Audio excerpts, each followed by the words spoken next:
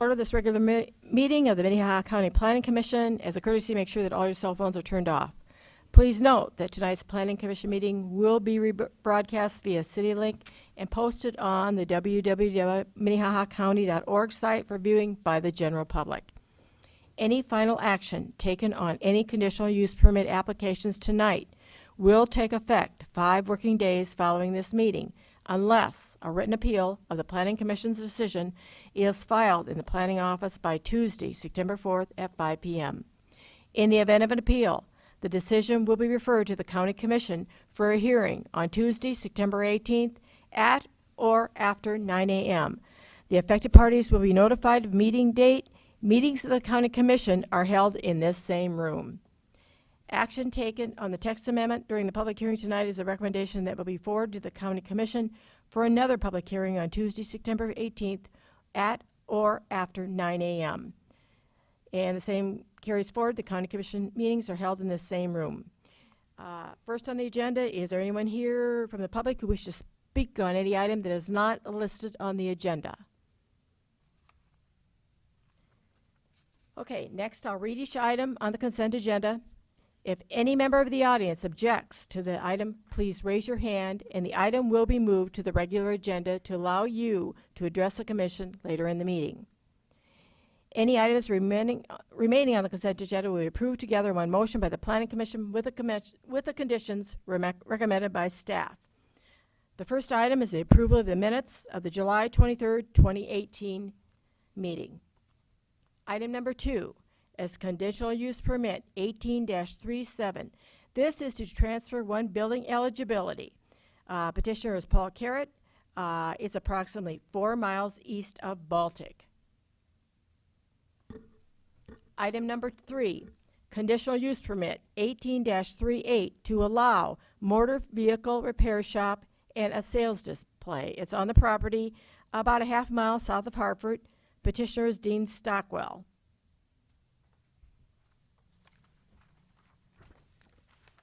Item number 4 is conditional use permit 18-39.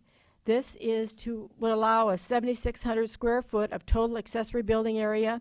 Petitioner is Jason Schoenfeld. It is approximately 2 miles east of Crooks. I'd like to see that on the agenda. Okay, so we'll move item number 4 to the regular. Item number 5, conditional use permit 18-40 to transfer one building eligibility. Property is approximately 1 mile southwest of Garrettson. Petitioner is Check Auction Engineers, Swartwout.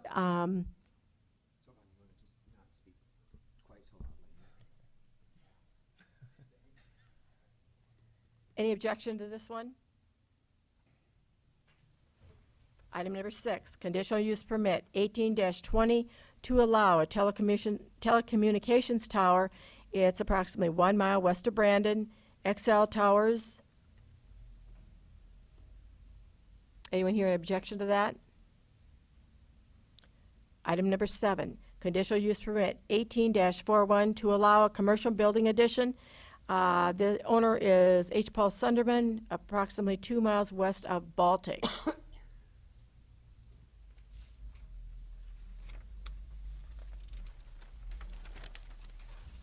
Item number 8, conditional use permit 18-42 to exceed 3,600 square feet of total accessory building area. Petitioner is Justin and Robin Ike. They are approximately 2 miles south of Hartford.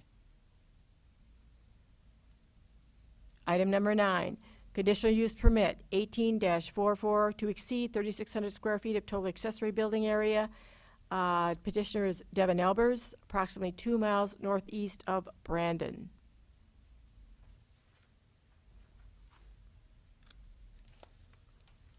So the only one that needs to be sent to the regular agenda is item number 4.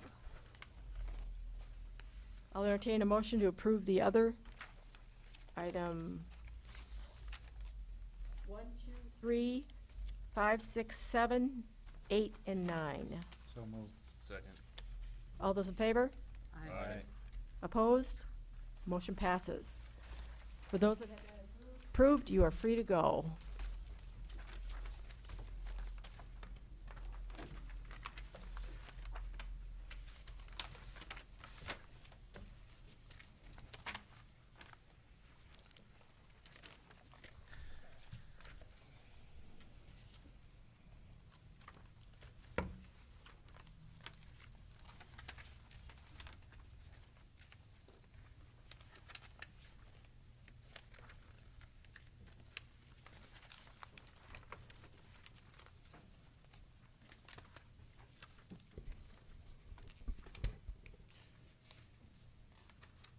Good evening, Commission. David Heinold, County Planning Department. Conditional use permit 18-39. Item number 4 is a request to exceed 2,400 square feet of total accessory building area.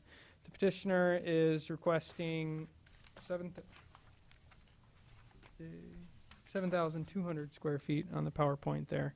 Is not reflected right in the staff report. 36. Excuse me, sorry, 7,600 square feet was the revised addition to that. The staff report change, as written in the staff report, is not correct. But what's on the screen is the request of 7,600 square feet. This property itself is located just east of Crooks. It's right along Kiwanis Avenue, is a gravel road. As you can see, it's about 1.5 miles east, just off the interstate there, about a mile. The property itself is about 2.81 acres, which falls below the 3-acre size, which the total size would be 2,400 square feet for what you could have on your property with a building permit.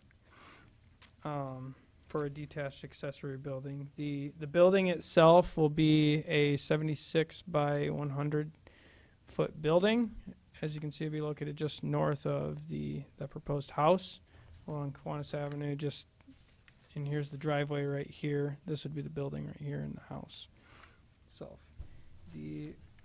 Just a little bit of background on just some of the other buildings in the area. The property owner at 47230 258th Street has 9,210 square feet, which consists of a couple of buildings used for commercial purposes mainly. And that's on a 1.96 acre lot. And that property is located right here.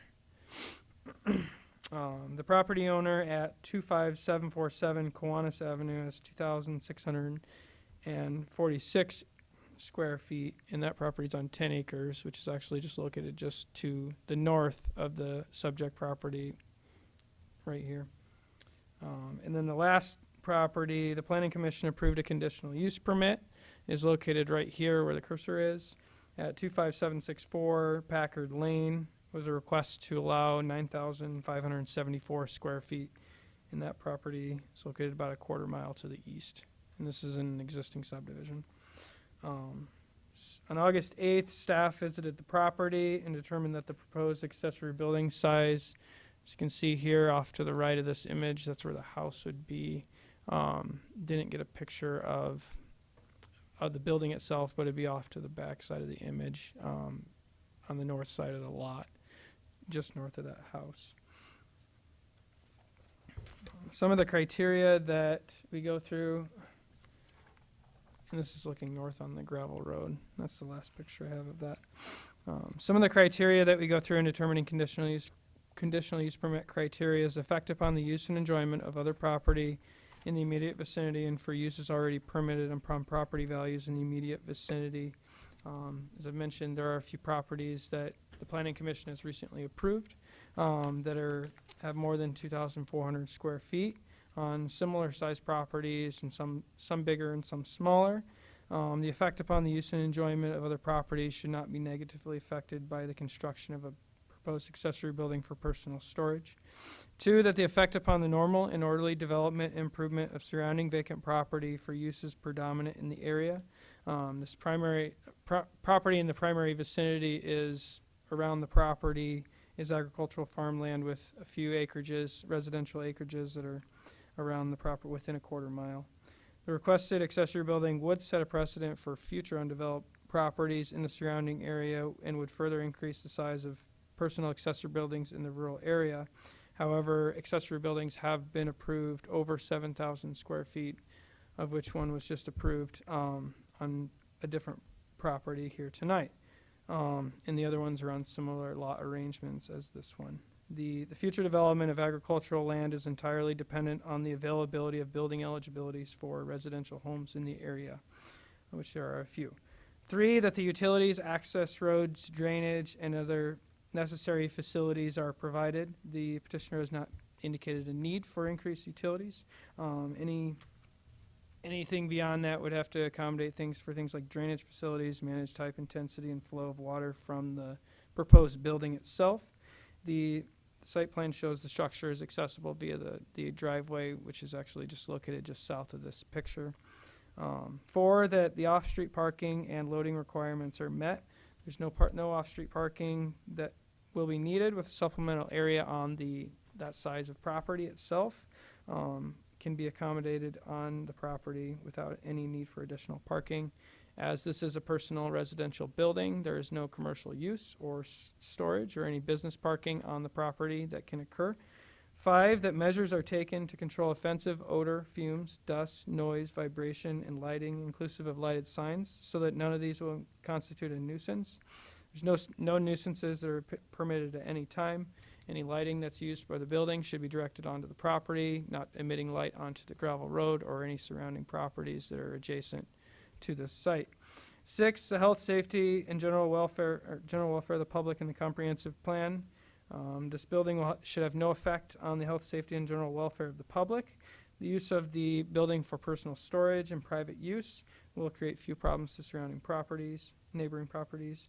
This property is located within what's known as the agricultural production area outside of the growth areas, which sets forth the purpose is to protect, preserve, and promote agricultural uses and the economic viability of farming operations in the area. So recommendation, staff finds that the requested total accessory building area is appropriate for the size of the parcel, as well as conforms to the goals and policies of the Envision 2035 comprehensive plan.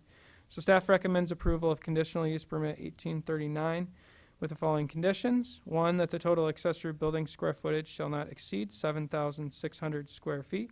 2, that the building shall be an accessory use to the continued use of the property as a residential lot. 3, that only personal residential storage shall be allowed in the building and no commercial uses or commercial storage will be allowed at any time. 4, that all outdoor lighting shall be of a full cutoff and fully shielded design to prevent any light spillage beyond the property boundaries. And 5, that a building permit is required prior to construction of the accessory building. And with that, I'll answer any questions. Thank you. Any questions for David? I do have one picture of one of the buildings. And this is on one of the adjacent lots to the north of the property. Is the petitioner here? Will you please come forward?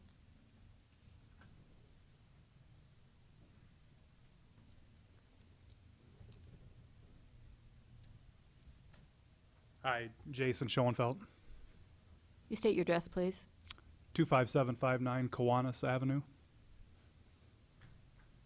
The petitioner?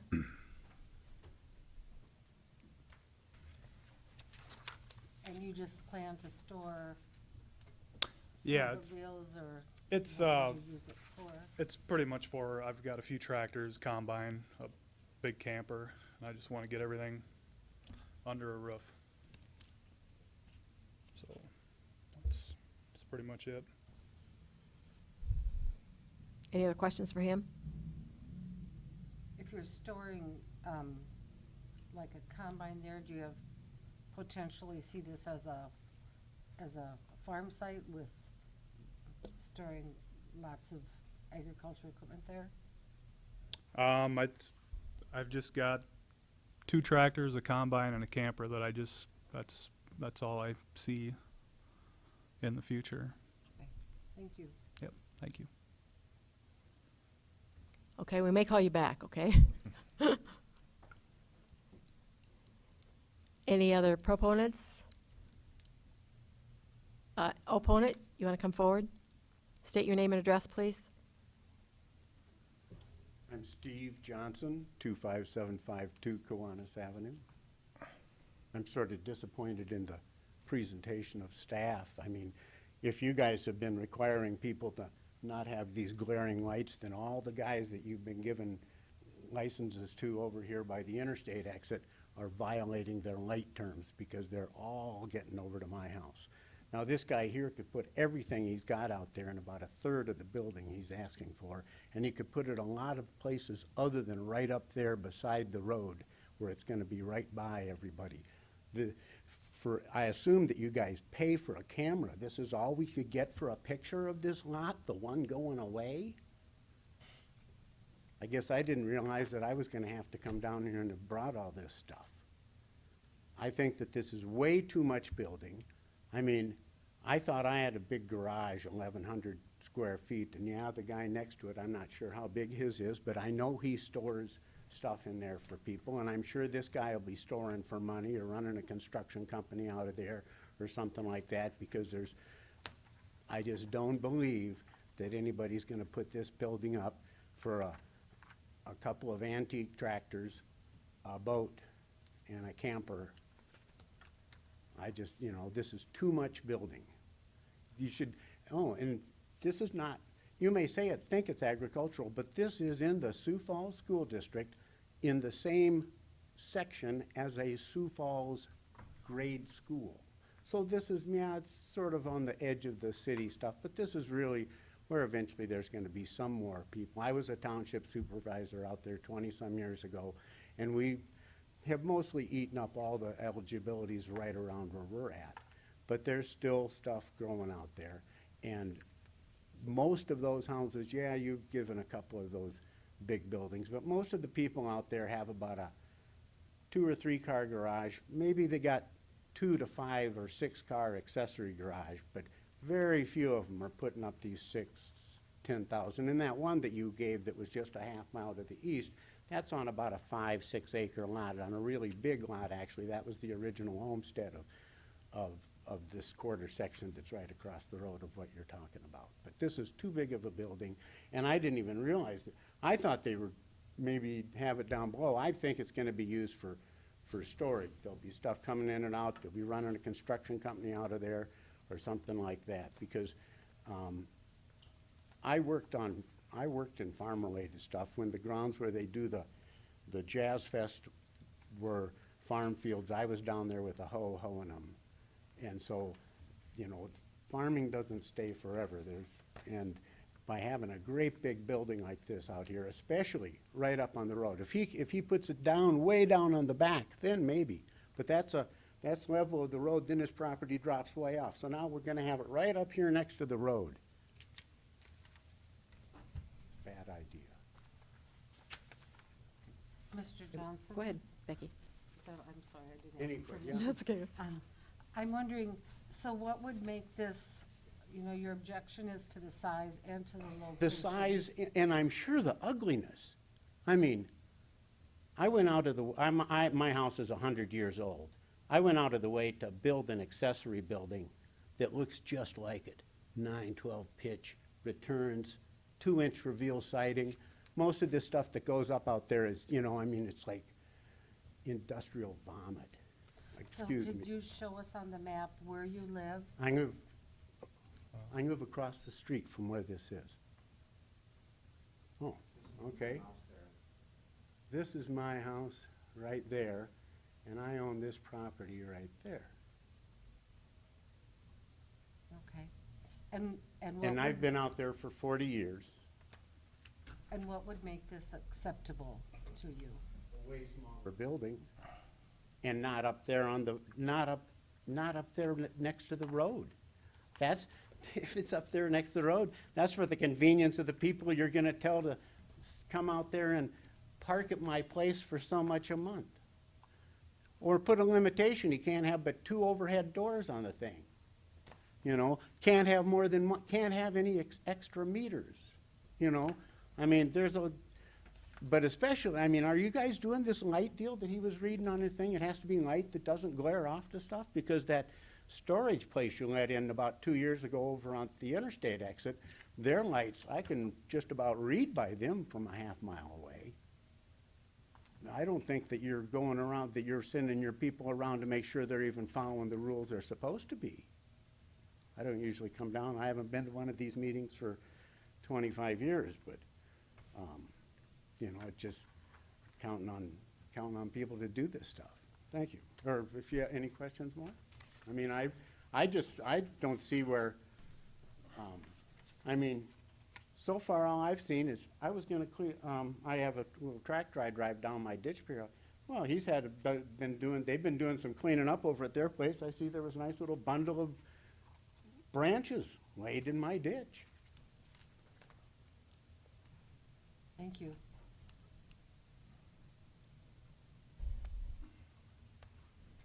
Any other comments?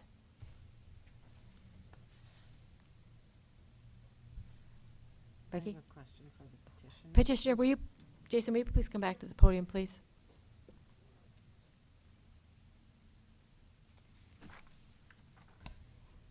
Thank you. Is there a possibility that the building could be placed further back in the lot or a little bit different location? Yeah, I can push it down the hill. Would that be a problem with the slope of the land? Nope. We wouldn't be, if we move it back, where it would work okay for you and,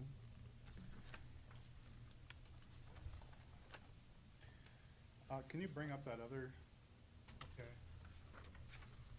I don't just own this, I own this. So I can put that building way back here, and you probably wouldn't even see it on the road. The plan is to plant trees here and here, so you're hardly even gonna see our house. Like I said before, this is ag land. It's for my agricultural equipment. I'm not gonna rent this out to anybody.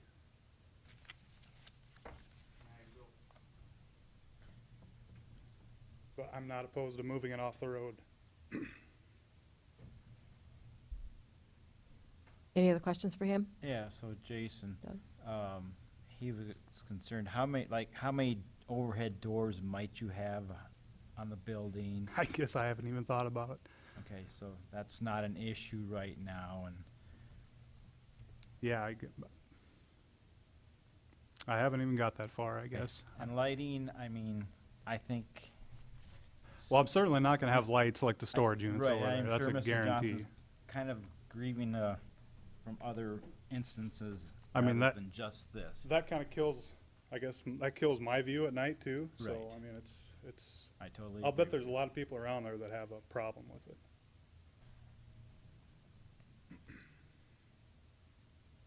I think you're fully aware of all the conditions, Yes, along with the fact that building permit has to be placed before all this happens anyway. yep. You know, I think if you can move the building in all consciousness, good neighbors and whatever, that Mhm. works. And the fact that you're gonna plant trees will be very helpful, I think, too. I think it's gonna be helpful just to keep the dust and everything down too out of our, that's another thing. who knows, if you move it a little bit, maybe you'll wanna park your combine in from the field. Not even bother to bring it around on the road. That's the plan. Any other questions for Jason? Thank you, Jason. Commissioners? Any comments? I guess a point of clarification, if we do approve this, does it need to be a stipulation, or is it that we can put in that kind of northwest corner of that parcel? Is that something we can? You can add that in there. Do you want to add that condition? I think so. I mean, if you're agreeable to it, and, I think it helps, like you said, being a good neighbor. I think that if there's any point of contention to it, why not have that in there? Just add another item, probably number 6? You just need to add another condition that it be placed closer to the, I don't know how you're gonna word it. 'Cause, I mean, we want it to be able to be clear, so there's not, Any ambiguity? And so how far to the west do you want it to move, or?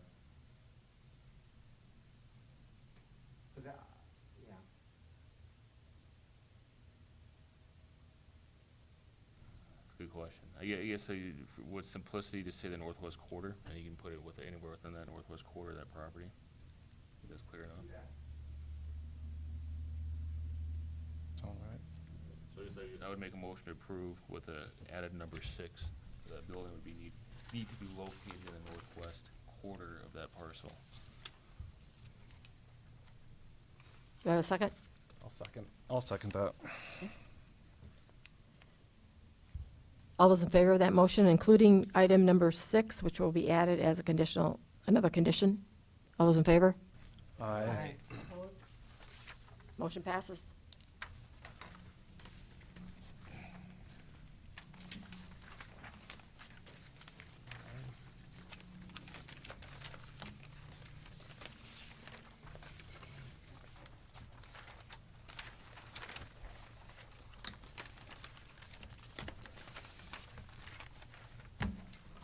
Move on to item number 10. Kevin?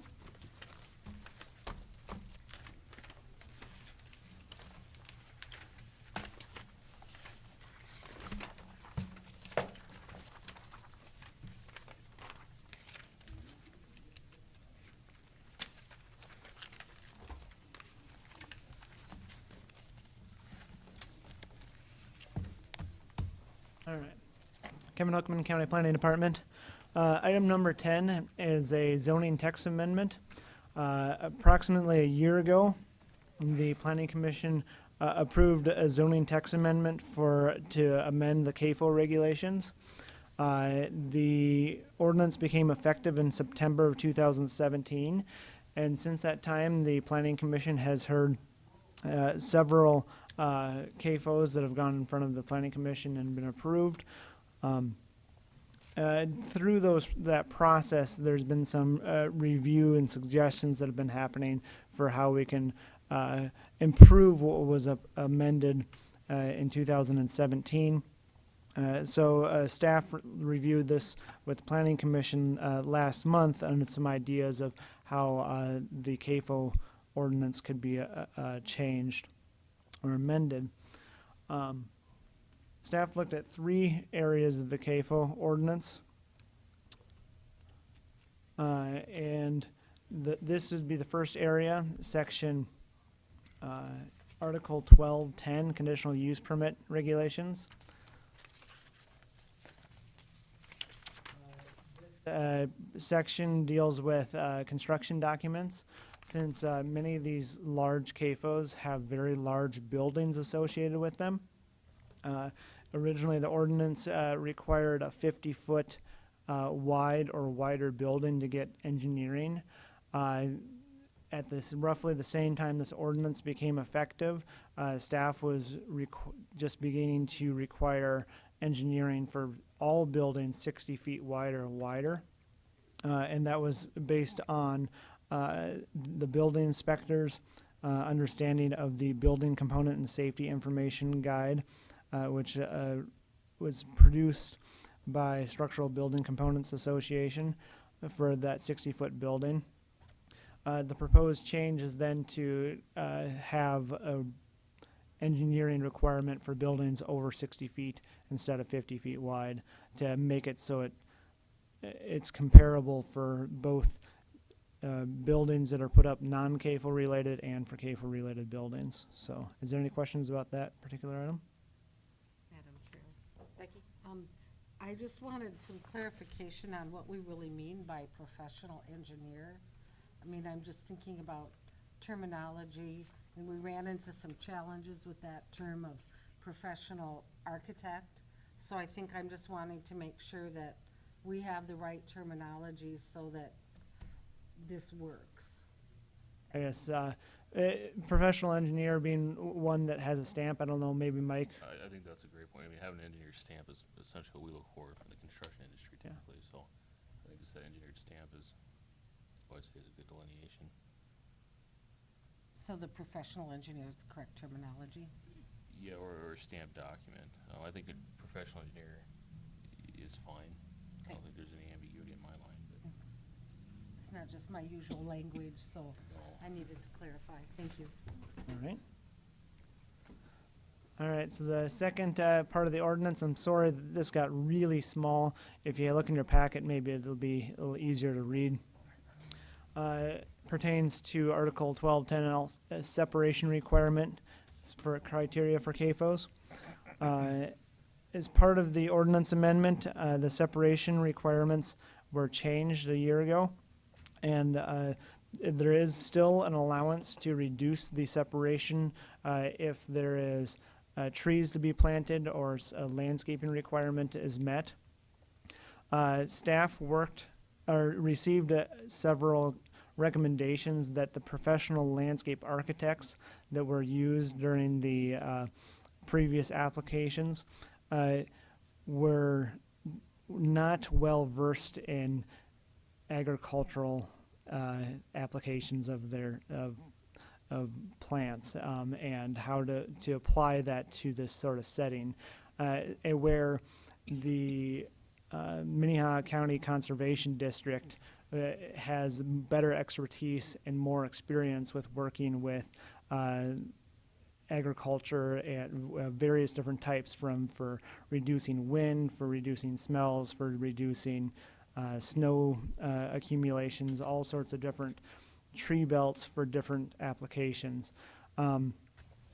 Staff worked with the Conservation District to come up with some extra wording, and they were very good about adding some suggested wording on how we can improve this section of the ordinance, including that existing trees can be used towards meeting the requirement of the 5 rows for the separation of smell reduction.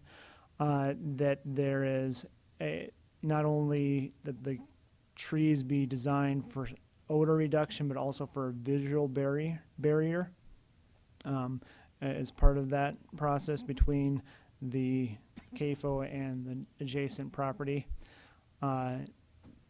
Then the last area there in number 4, that for previously if trees died, we just said we had to replace them, and the Conservation District suggested that we specifically add in that the replacement for 3 consecutive years, and that after that, the shelter built must maintain 90% survivability.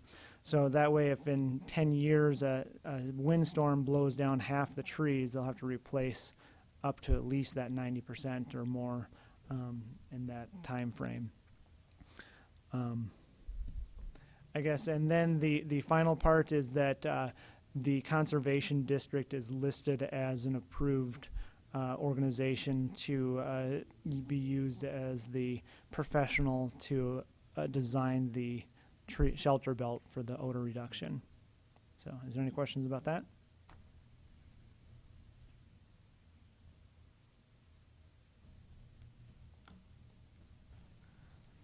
All right, I'll move on.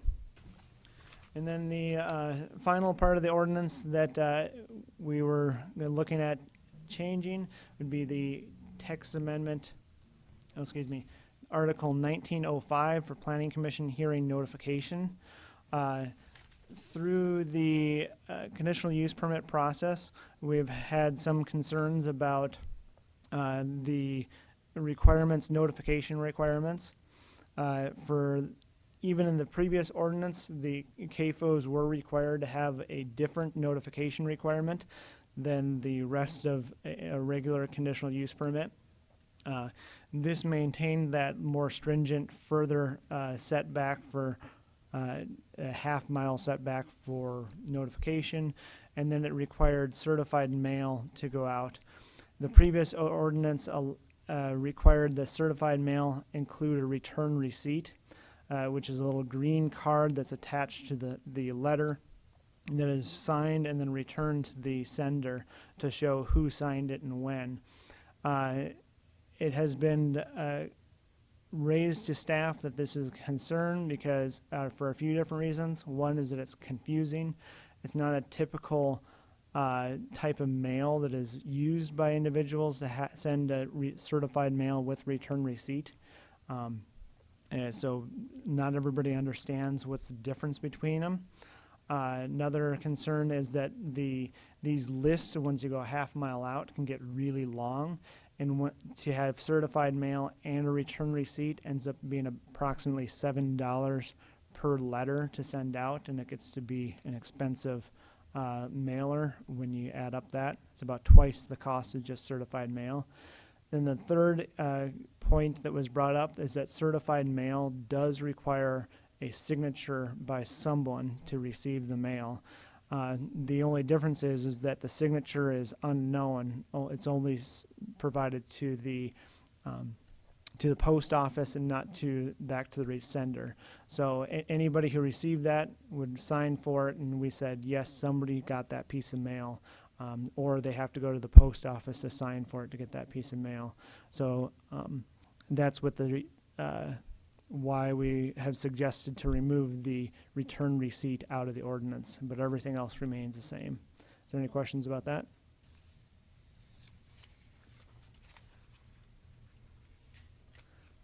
All right, with that, given all these different changes, these 3 different changes, staff finds the text amendments changes are consistent with the A1 Agricultural Zoning District and Envision 2035 Comprehensive Plan, and staff recommends approval of zoning text amendment number 1802. It's a public hearing as well. Kevin, I got one question way back in where it's staff analysis, and this is really a gray area. What's your definition of a large-scale farm? Because to a farmer who's doing something, he may say that it's not large. To a neighbor down the road, it's huge. So how can we clarify small to large? So you're referring to Staff, it's under the staff analysis, it's just large-scale farms and related to agricultural uses. sure, in the agricultural production area. So that's part of the Envision 2035 comprehensive plan. I guess I think that the comp plan actually has a definition. I can't think of it right now. Okay. So as you see, there's quotes around this. Yep. Larger scale farms and related agricultural uses, including feedlots and livestock raising. I guess in the comp plan, it's not built to be a real specific. It doesn't have to be specific like the ordinance. Where if we were defining it for the ordinance, we would want something very specific and where it's going to be. But for a comp plan, we wanted to have more of a broad idea that in this agricultural area, it's going to be a range of farm and sizes in this area. So, Okay, thank you. yep. Any other questions for Kevin?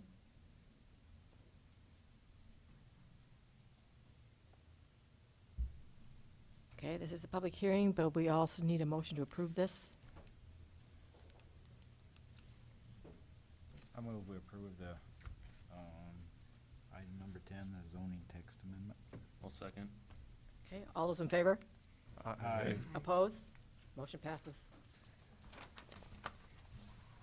Isn't it old business? We can just report, let's see, we had the appeal, Bonnie, you were there.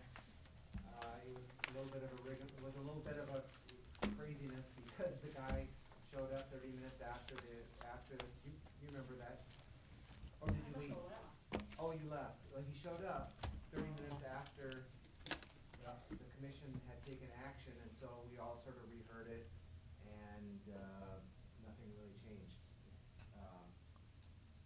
So anyway, we had what was the appeal of? That was for that shed over there by Hartford. Is that what you're talking about or not? What was the appeal? Marissa's shed over there? Yeah. So, anyway, that was, the county commission upheld your, original recommendation. And then the other item, I guess, under old or new business would be the event that we're having. David sent out the, email, and I can't remember the date, September seventh. So just to remind you that, and that's all I have. Okay, Okay, no new business either? Okay. Need a motion to adjourn. So move. Second. All those in favor? Aye. Opposed? Motion passes. Thanks for your hard work on all of this, you guys. Yeah. There was a lot of stuff tonight. It all went really smoothly. Thank you. Yep. 52 minutes.